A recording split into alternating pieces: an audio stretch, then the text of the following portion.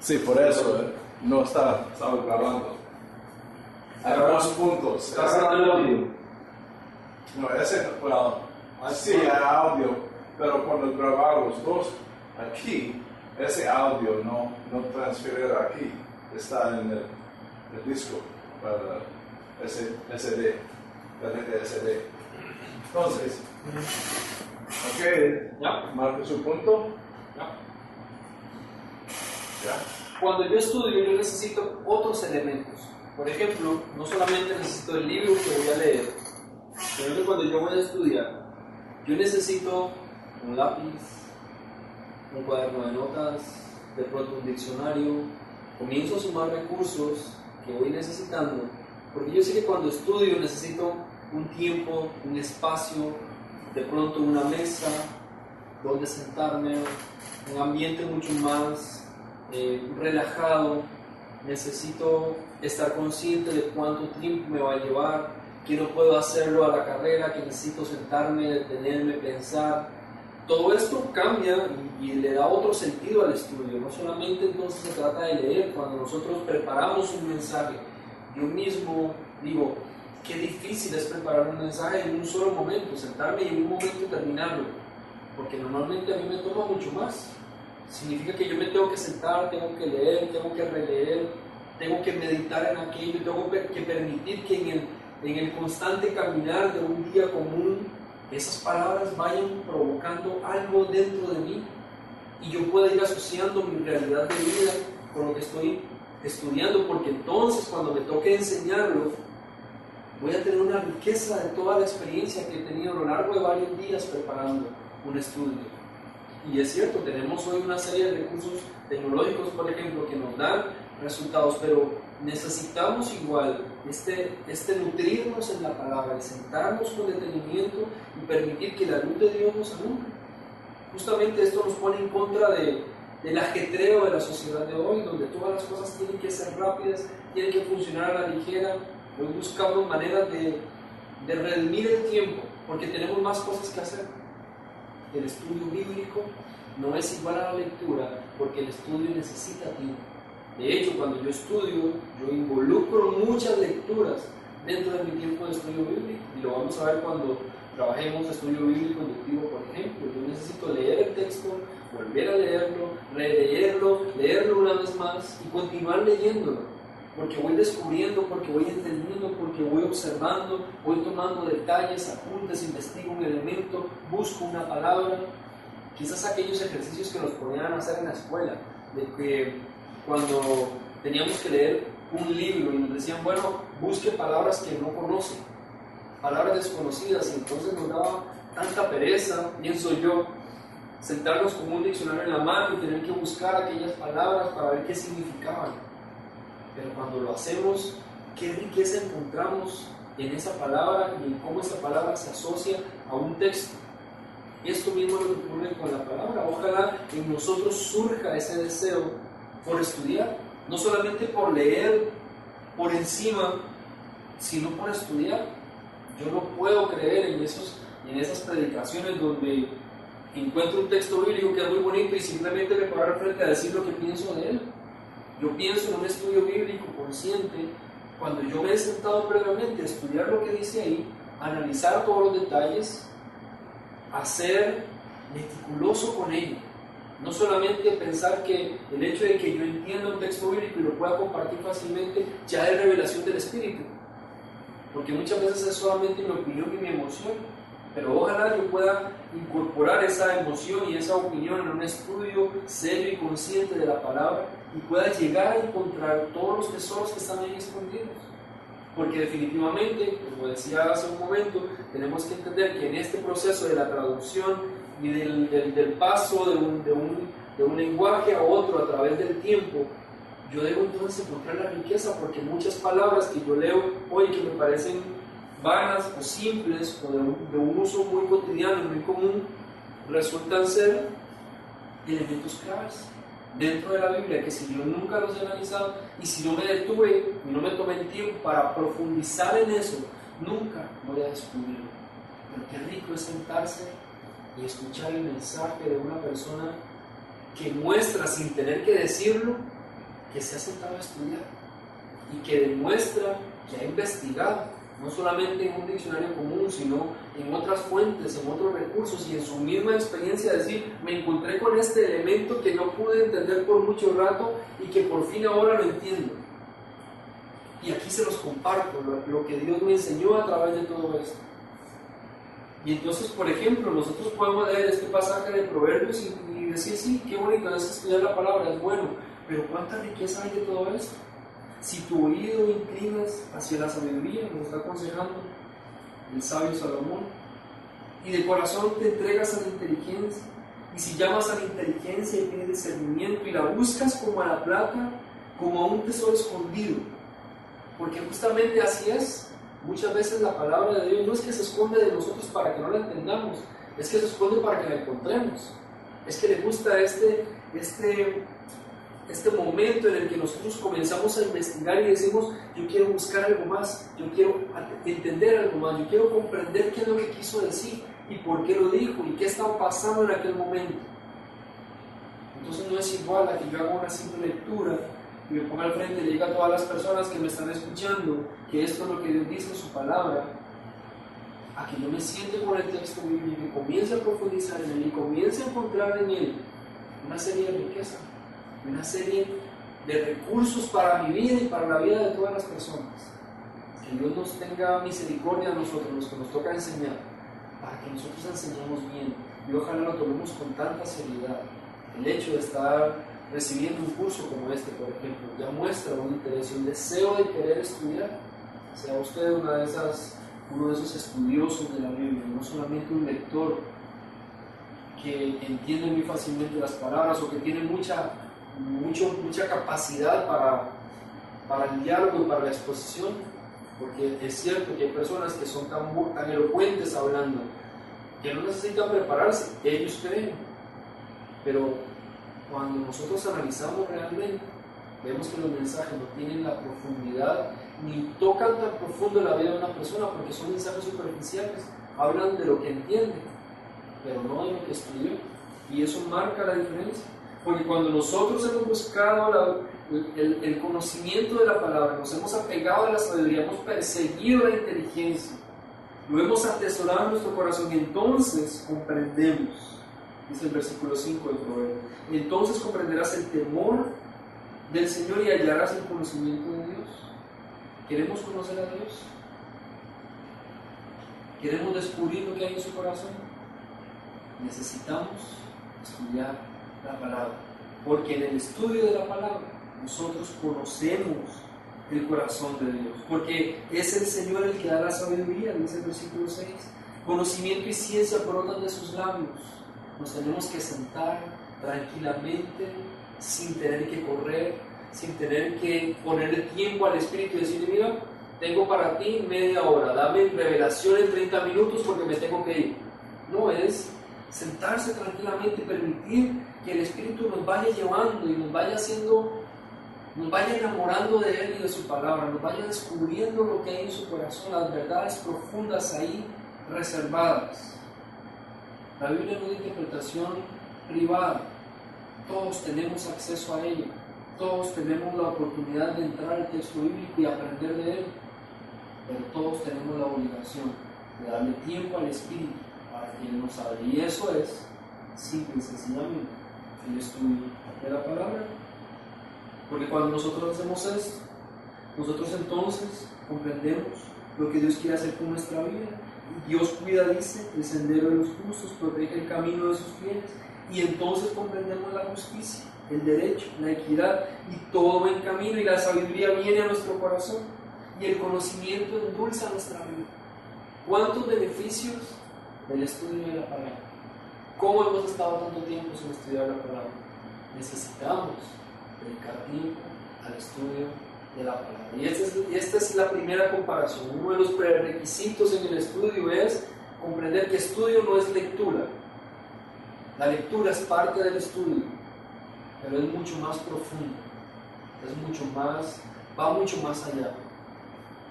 El segundo elemento de comparación tiene que ver con lo que es la comprensión espiritual. o dicho como está en la gráfica en el PowerPoint, lo que es la inteligencia espiritual y la inteligencia humana o intelectual. Y hay un pasaje bíblico en 1 Corintios que vamos a buscar y que vamos a leer. 1 Corintios capítulo 2, versículo 14. Dice así: el que no tiene el Espíritu no acepta lo que procede del Espíritu de Dios, pues para él es locura, no puede entenderlo, porque hay que discernirlo espiritualmente. Estudio bíblico es diferente a lectura, que es lo que hemos estado hablando, porque el estudio me exige a mí mucho más detenimiento en mi tiempo, me exige a mí el centrarme en lo que estoy haciendo y no solamente poner límites de tiempo para hacer lo que estoy haciendo. Necesitamos volver a eso, de sentarnos con el tiempo disponible para estudiar la palabra. ¿Y cómo lo hacemos? Lamentablemente, en medio de una sociedad de tanto ajetreo y tan poco tiempo, nos cuesta mucho. Y entonces inventamos recursos para agilizar el tiempo, pero aún así, ni siquiera esto sustituye el tiempo que nosotros debemos dedicarle al estudio de la palabra. Y que vea qué interesante, dice Proverbios capítulo 2, que es el que estamos leyendo, que si nosotros hacemos nuestras estas palabras y las atesoramos, si inclinamos nuestro oído a la sabiduría y si nuestro corazón se entrega a la inteligencia, y si llamamos a la inteligencia y pedimos discernimiento y lo buscamos como a plata o como a tesoro escondido, es como si el tener que encontrar lo que dice la Biblia es un tesoro para nosotros, pero es un tesoro que tenemos que buscar. Lo bueno siempre demandará de nosotros algo más, una búsqueda mayor, y esta búsqueda nos obliga a nosotros a tener que apasionarnos por lo que estamos haciendo. Tenemos no solamente que ser lectores, que tomen un texto bíblico y compartan sus pensamientos sobre eso, o compartan de acuerdo a su capacidad de elocuencia, porque hay personas que tienen tanta habilidad para compartir que no necesitan aparentemente estudiar la Biblia, pero qué equivocados estamos. Cuánta profundidad hay en la palabra, que si nosotros profundizamos en ella y la buscamos como un tesoro, encontramos tanta riqueza para la gente que nos escucha y para nosotros mismos. Y se nota cuando una persona ha estudiado y cuando una persona no ha estudiado. Porque sí es cierto que hay revelación en la palabra, pero me pregunto si el Espíritu Santo no nos revelará cuando estamos estudiando, o solamente se nos revela cuando estamos frente al público y en medio púlpito, y ahí se nos revela el Espíritu. Porque la verdad es que el Espíritu Santo también es ordenado y también le gusta la reparación, y lo hizo y lo demostró haciendo un plan de transformación de la humanidad, de salvación para la humanidad. Cuanto más en cuanto a esto del estudio de la palabra, en nosotros poder profundizar y darnos cuenta de todos los beneficios que esto trae, porque si nosotros buscamos la palabra como a plata y como oro a tesoro escondido, entonces comprenderemos el temor y el conocimiento de Dios. ¿Queremos conocer a Dios? ¿Queremos descubrir lo que hay en su corazón? ¿Queremos que ese corazón de Dios se impregne en nosotros? Entonces definitivamente necesitamos profundizar en el estudio, no solamente en la lectura superficial de la palabra. No estoy diciendo que la lectura sea mala o negativa, todo lo contrario. Si yo puedo leer, excelente, y si puedo tener buena retentiva, perfecto. Pero más allá de solo la lectura, es el tiempo, es la dedicación. El estudio me exige dedicación, la lectura un poco, pero el ambiente es diferente, el compromiso es diferente. A mí me exige el estudio, el sentarme y el preguntarle a Dios qué es lo que quiso decir y cómo eso puede cambiar mi vida primero y después la vida de aquellos que me van a escuchar. Y cuando yo comprendo el temor de Dios, entonces Dios dice, me da la sabiduría. Dice el versículo 6, porque el Señor da la sabiduría, el conocimiento y la ciencia brotan de sus labios. Queremos ser entendidos, tener sabiduría, conocimiento de Dios. Tenemos que acercarnos al texto bíblico. Y lo grandioso es que cuando hacemos esto y cuando Dios empieza a revelar a nosotros y la profundidad de su palabra entra en nosotros, comprendemos, dice, comprenderemos la justicia, el derecho y la equidad y todo en camino. Incluso dice que la sabiduría y el conocimiento nos endulzarán la vida, nos irá mejor en las cosas que hacemos. Sí es cierto que tenemos un gran compromiso los que enseñamos la palabra, pero también tenemos un gran privilegio y es el saber que esa palabra será dulce para nuestra vida, nos hará vivir en alegría, en entendimiento de muchas cosas. Y qué bueno que nosotros podamos profundizar y darnos cuenta entonces que esta división de estudio y lectura hacen una diferencia. Nosotros como buenos predicadores o maestros de la palabra debemos primero ser buenos estudiosos de la palabra, no solamente buenos lectores, sino buenos estudiosos. Y para estudiar hay que dedicarse. Esta es la primera comparación o el primer prerequisito para el estudio de la Biblia. Es el encontrar esta diferencia entre la lectura y el estudio. Un buen maestro de la palabra, un buen predicador de la palabra no lo hace basado en lo que leyó, sino basado en lo que estudió.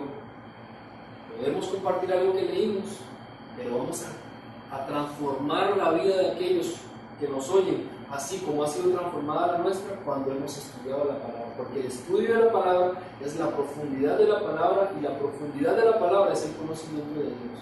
Y para eso necesitamos tiempo. Y quizás el tiempo es el que hace la gran diferencia entre estudio y lectura. Porque cuando yo estudio, yo me sumerjo en estas aguas y me voy tan profundo como tenga capacidad y como Dios me lo permite y como el Espíritu Santo me guía. Y entonces yo encuentro el recurso para poder darle y alimentar al pueblo que me está escuchando. El segundo prerequisito está íntimamente ligado a esto y tiene que ver con el elemento de la inteligencia o de la comprensión espiritual e intelectual, y está basado en 1 Corintios capítulo 2, versículo 14.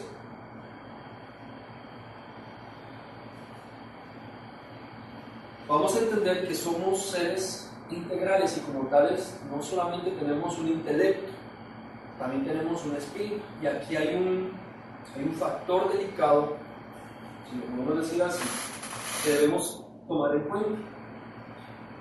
Dice el versículo 14 de 1 Corintios capítulo 2: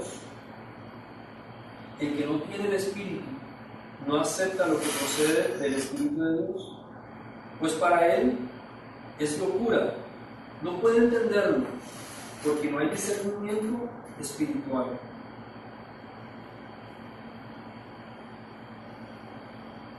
Cuando yo leo la palabra y cuando yo estudio la palabra, yo no solamente voy a tener una comprensión humana de las cosas.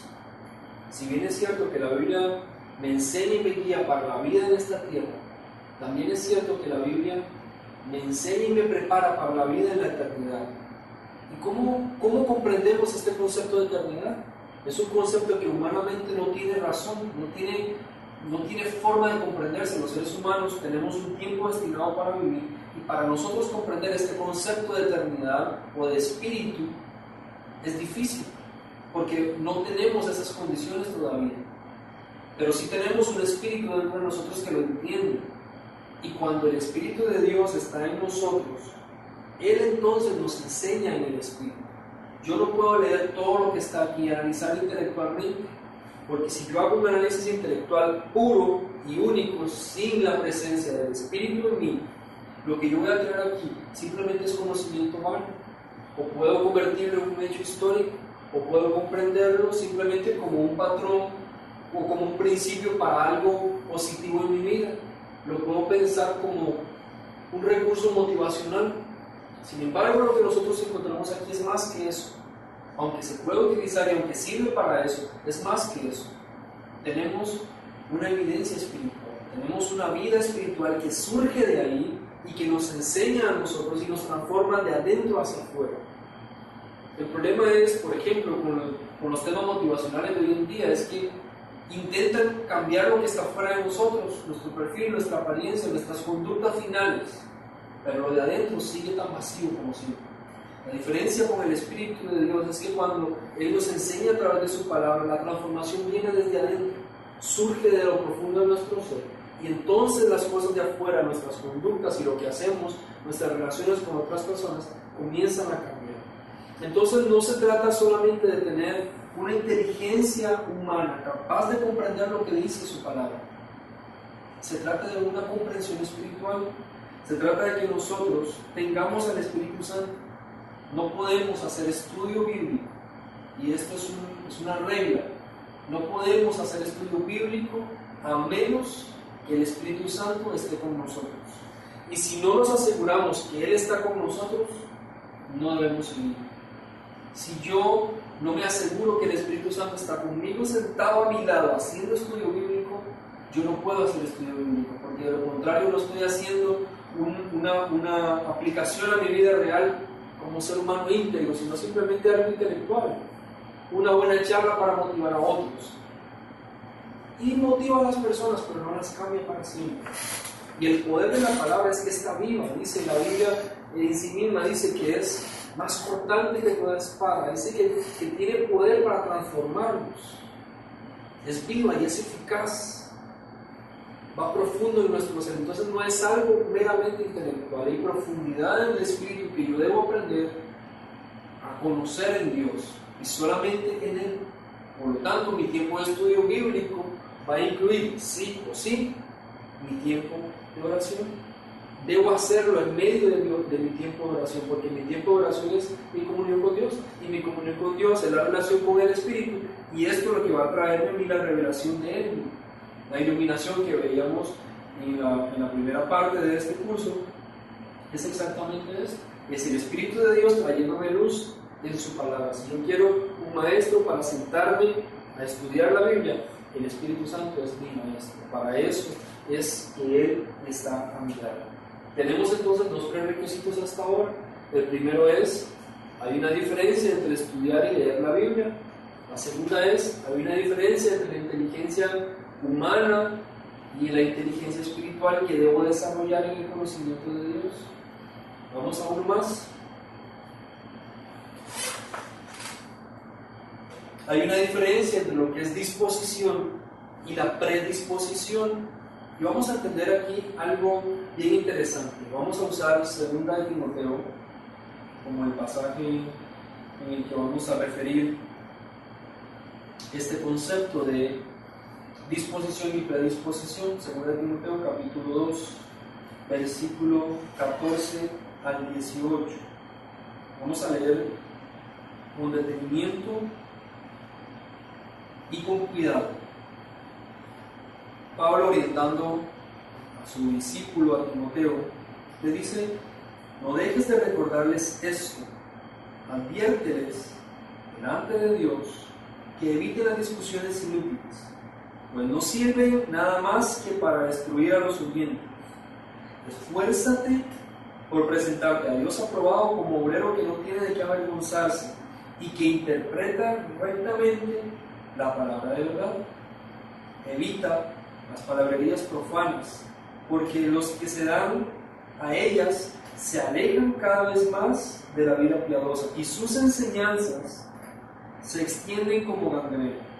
Y entre ellos menciona a Himeneo y a Filemón,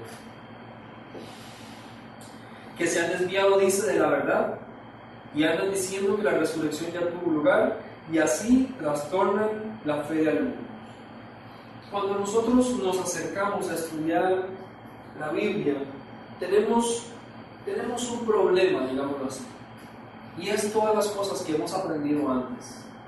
¿Por qué se vuelve un problema todo esto? Se vuelve un problema porque en muchas ocasiones, cuando estudiamos basado en lo que ya sabemos, filtramos todo lo que escuchamos a la luz de nuestros conceptos ya establecidos. Ahora, lo correcto, cuando yo estudio la Biblia, es decir, el Espíritu Santo, puso un libro en blanco, y yo quiero que tú me enseñes, yo quiero que tú me guíes. Yo no quiero estudiar solamente basado en lo que yo creo, yo no quiero reforzar solamente lo que aprendí de alguien más, yo quiero que tú directamente me enseñes a mí. ¿Qué pasa? Que de acuerdo al funcionamiento de nuestro cerebro, es bastante común que cuando nosotros escuchamos un concepto y nos parece adecuado, nos aferramos a él como una verdad. nos aferramos tanto a esa verdad que creemos que es así.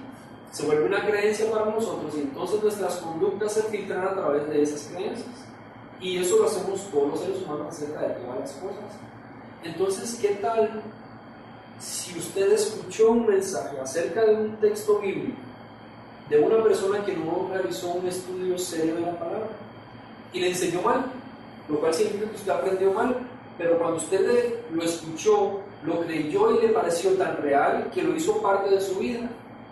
Entonces usted un día se acerca al texto bíblico pidiendo que el Espíritu Santo lo ilumine, y cuando el Espíritu Santo le trae la revelación, usted dice, pero esto no fue lo que me enseñaron, y lo rechaza.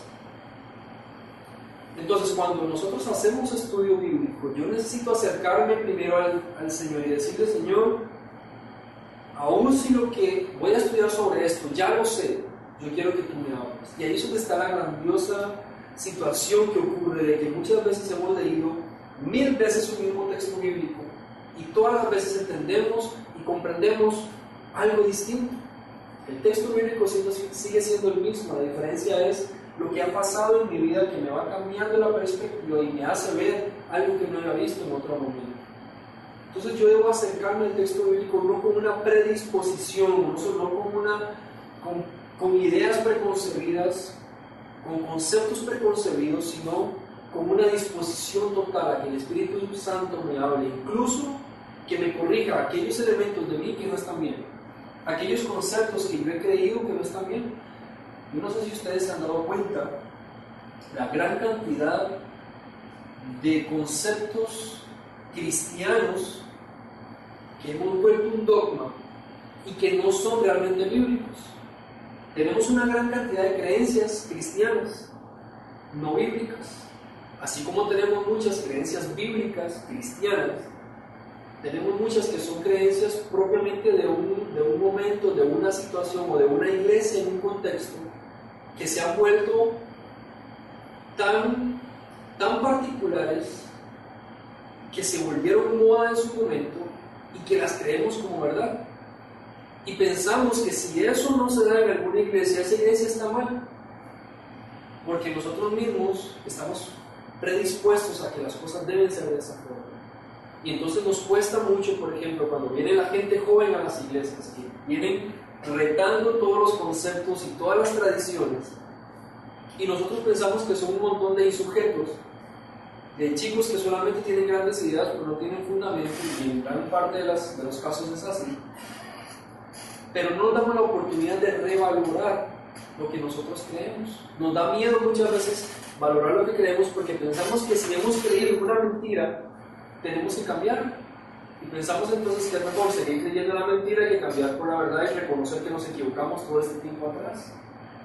Pero cuando venimos al texto bíblico, lo correcto, lo adecuado es que yo venga al Espíritu Santo y le diga, oriéntame, guíame, incluso cambia mis conceptos.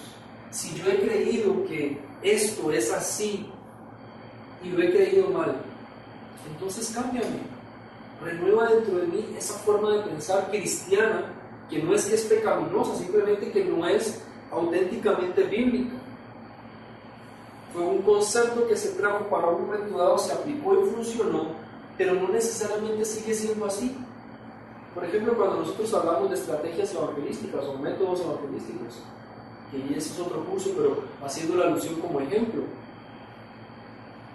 ¿qué es adecuado hacer y qué no es adecuado hacer? Y nos damos cuenta que muchos de los conceptos que tenemos acerca de lo que es evangelismo son conceptos no bíblicos, sino cristianos. No están mal, no son pecaminosos, no están torciendo la verdad, simplemente son en un momento dado, funcionaron en un momento dado, se siguen utilizando, pero no son los únicos recursos que hay.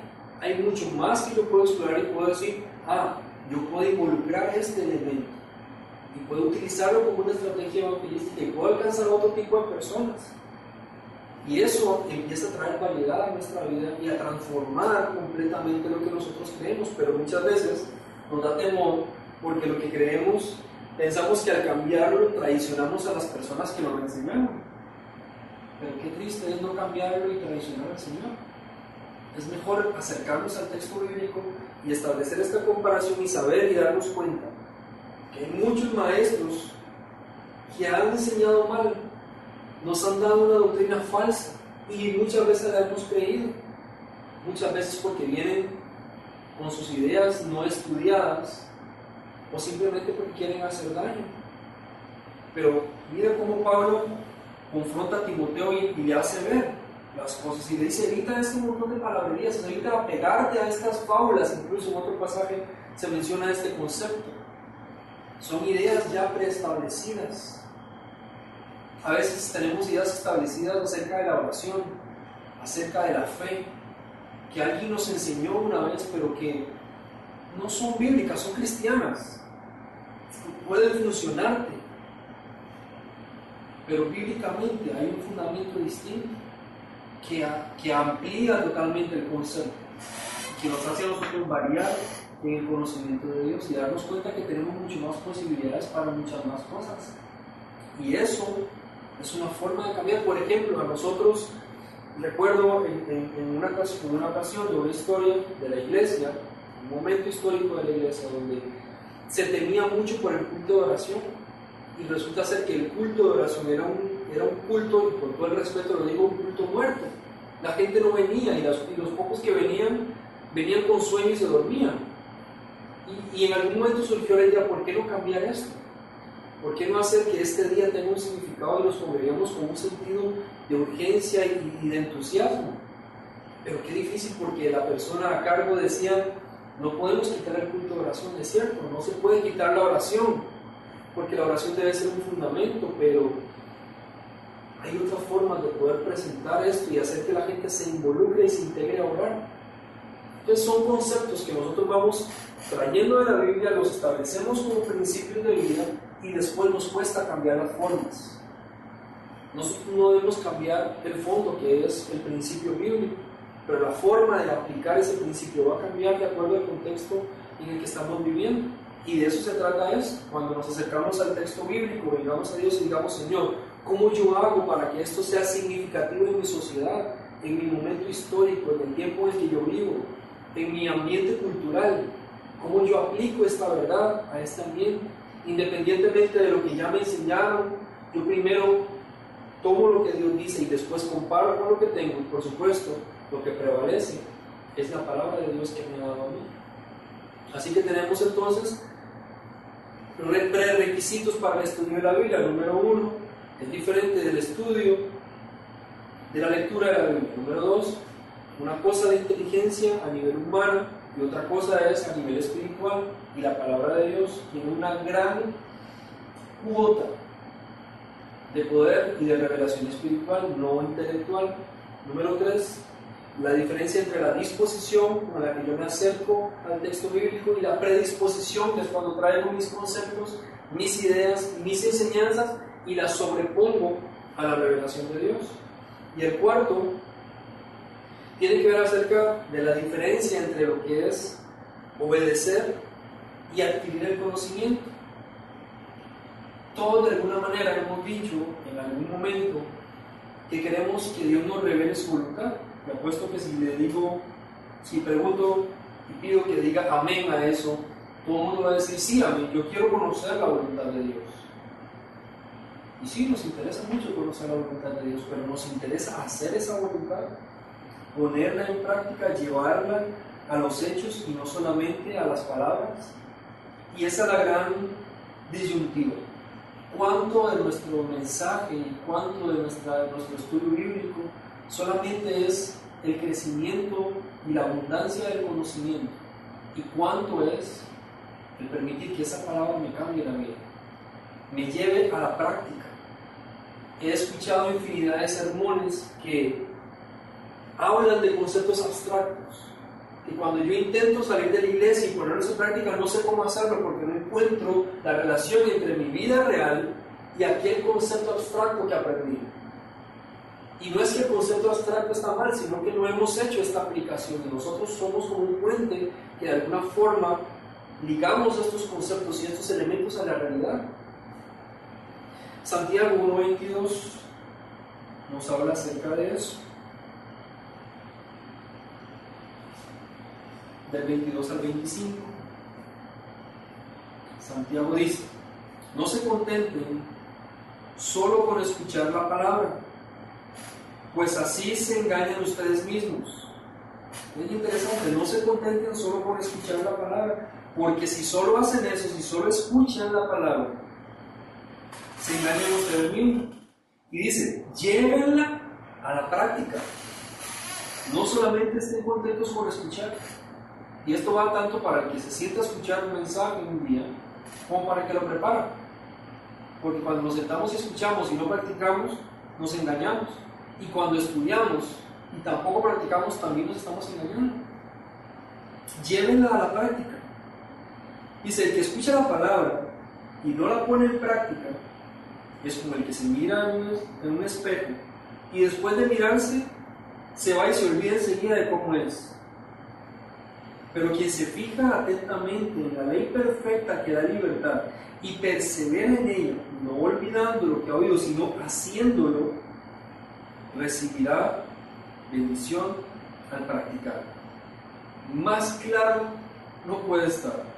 Quien se fija atentamente en la ley perfecta que da libertad, o sea, en la palabra de Dios, y persevera en ella, no la olvida, sino que la pone en práctica, la hace, la ejecuta, la lleva a la vida real, a la vida cotidiana, recibe bendición cuando la practica. Y de eso se trata esto. ¿Para qué estudiamos la Biblia? Solamente para saber, para tener el conocimiento, para que cuando me hagan una pregunta bíblica yo sepa cómo responder, para que cuando haga un concurso bíblico yo me gane el premio, para que yo sepa ubicar cada versículo y pueda corregir a aquellos que dicen mal el versículo bíblico. Sirve solamente para tener el conocimiento de la historia y la secuencia de los hechos bíblicos, recordar los personajes y sus situaciones. Solamente sirve para presumir de cuánto yo sé de Biblia, para recetarle un texto bíblico a cada persona que me dice que tiene una situación. No. El estudio de la Biblia pretende hacerlo práctico, lo cual significa que el estudio bíblico me lleva a mí a los hechos, a la obediencia. Es diferente tener el conocimiento que obedecer lo que estoy aprendiendo. Nosotros no estudiamos la Biblia solo para enseñarla. No somos buenos estudiosos para ser buenos maestros. Nosotros somos buenos estudiosos porque necesitamos la realidad de esa Biblia, de esa palabra y de la revelación de Dios en nuestra vida para que nos cambie nuestra vida. Y entonces podemos enseñar. Si nosotros solo hemos hecho un estudio bíblico cuando nos toca predicar o cuando nos toca enseñar, estamos mal. Porque nuestro estudio bíblico debe ser nuestra vida cotidiana. Lo hacemos, estudiamos porque queremos conocer a Dios en nuestro caminar, aún si nunca nos tocara enseñar. Si nunca vuelvo a dar un sermón en mi vida o una enseñanza en mi vida, yo debo seguir haciendo estudio bíblico todos los días de mi existencia, todas las veces que yo pueda, porque eso es mi crecimiento. Esa es la transformación de mi ser. Y si Dios me da la oportunidad de tener un grupo de personas a las cuales le puedo enseñar, fenomenal. Pero el objetivo final no es la enseñanza para otros, es la transformación de nuestra vida. Es que yo mismo pueda ser obediente. Jesucristo relata esto a través de una parábola y dice que hay dos hombres, uno que construye su casa sobre la roca y otro que construye su casa sobre la arena. Y dice que hay una diferencia entre uno y otro, porque aquel que lo hizo sobre la roca, cuando la tempestad viene, él se sostiene. Pero el que construyó sobre la arena es como el que no pone en práctica las cosas. Y cuando la marea viene, cuando la tempestad viene, bota la casa. ¿En quién nosotros estamos sostenidos? ¿Y cómo plantamos nuestra vida en la roca? Poniendo en práctica la palabra. Es el que oye la palabra y la pone en práctica, es el que construyó su casa sobre la roca. Y el que la oye, pero solamente se llena de conocimiento, construyó su casa sobre la arena. ¿Qué tipo de estudioso bíblico soy yo? ¿El que estudia para tener el conocimiento o el que estudia para permitir que el Espíritu le cambie la vida, le transforme profundamente su ser? Esa diferencia es lo que hace en nosotros que la palabra produzca vida. Este es un prerequisito para el estudio bíblico. Yo no debo estudiar para tener conocimiento. Yo debo estudiar para poder poner en práctica aquello que estoy aprendiendo. Y tengo un prerequisito más, que sería el quinto. Tiene que ver con una diferencia entre lo que es fe y autosuficiencia. Vamos a ver el pasaje en Juan, capítulo 5, que a lo mejor es un texto bíblico muy conocido por todos, 5:37. Vamos a ver los versículos.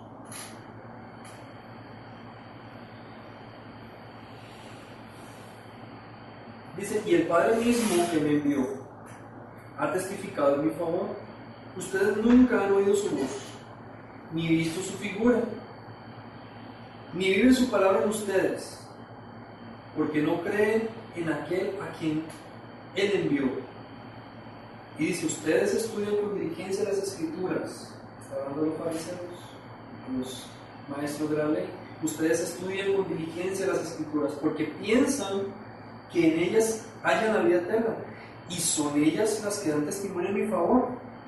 Sin embargo, ustedes no quieren venir a mí para tener esa vida. La gloria humana no la acepto, dijo Jesús, pero a ustedes los conozco y sé que no aman realmente a Dios. Yo he venido en nombre de mi Padre y ustedes no me aceptan. Pero si otro viniera por su propia cuenta, a ese sí lo aceptarían. ¿Cómo va a ser posible que ustedes crean si unos a otros se rinden gloria, pero no buscan la gloria que viene del Dios único? Pero no piensan que yo voy a acusarlos delante del Padre. Quien los va a acusar es Moisés, en quien tienen puesta su esperanza. Si le creyeran a Moisés, me creerían a mí, porque de mí escribió él. Pero si no creen lo que él escribió, ¿cómo van a creer en mis palabras?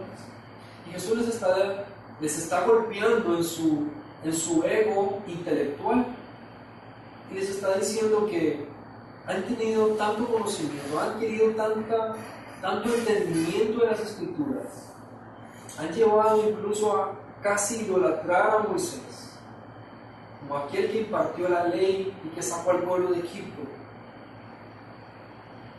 que se han llenado de orgullo, a tal punto que no son capaces de ver que ese mismo Moisés que ellos predican habló de Jesús, esperaba y aguardaba a Jesucristo mismo. Y es lo que Jesús está diciendo: yo ni siquiera voy a dar testimonio contra ustedes, lo va a hacer Él, porque Él escribió de mí. Y esto es lo que pasa cuando nosotros nos llenamos de la palabra y no practicamos y no ponemos en función la vida del Espíritu en nosotros. Nos llenamos de conocimiento, nos volvemos autosuficientes y nuestra fe se estanca.